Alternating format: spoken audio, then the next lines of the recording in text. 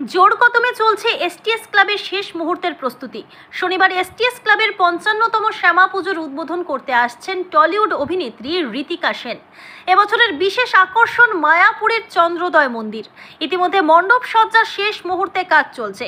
প্রতিমাতেও থাকছে বিশেষ চমক। ধানের শীষ দিয়ে তৈরি হচ্ছে মায়ের মূর্তি। ক্লাব সম্পাদক রাজেশ কুমার সিং বলেন, আমাদের এবছরের পুজো শেষ করার সাথে সাথেই পরের বছর পুজোর সবকিছু ঠিক করে রাখি। এসটিএস ক্লাব বরাবরই বিভিন্ন সমাজসেবা করে থাকে। ঠিক সময়ে দেখতে পারবেন আমরা আমাদের কাজ করছি। শনিবার পুজোর উদ্বোধন অনুষ্ঠিত হবে। একাধিক প্রশাসনিক আধিকারিক সহ টলিউড অভিনেত্রী উপস্থিত থাকবেন।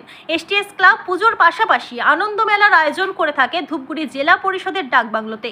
ইতিমধ্যে মেলার দোকানদার চলে এসেছে। এবছর ধূপগুড়ি কালী পুজোতে উপচে পড়বে দর্শনার্থীদের ভিড়।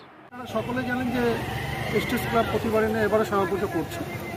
আমাদের শনিবার দিন 18 তারিখ তার শুভ উদ্বোধন। আমাদের উত্তরবঙ্গ উন্নয়ন মন্ত্রী, আমাদের মেয়র, শিলিগুড়ি এসপি, ডিএম, প্রশাসনিক সর্বময় কর্তারাই থাকবেন এবং আমরা তার সাথে নায়িকা আনছি ঋতিকা সেন, বাংলা চলচ্চিত্রের নায়িকা।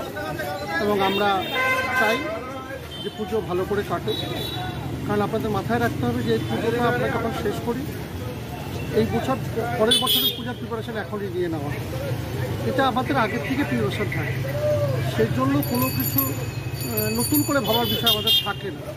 এই পরিবেশেই আমাদের এই পুজোটা করতে হবে।